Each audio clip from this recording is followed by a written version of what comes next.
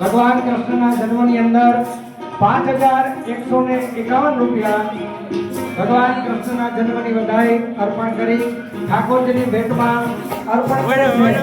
બોલીએ કૃષ્ણ કનૈયા લાલ કી જય. એની સાથે એક વક્તા વૈષ્ણવ તરીકે 1100 રૂપિયા મારા તરફથી પણ ઠાકોરજીના આ કૃષ્ણ જન્મ ઉત્સવની અંદર ઠાકોરજીની ભેટમાં અર્પણ કરી હતી. જે કોઈને બોલાવી શકશો. ચાલો.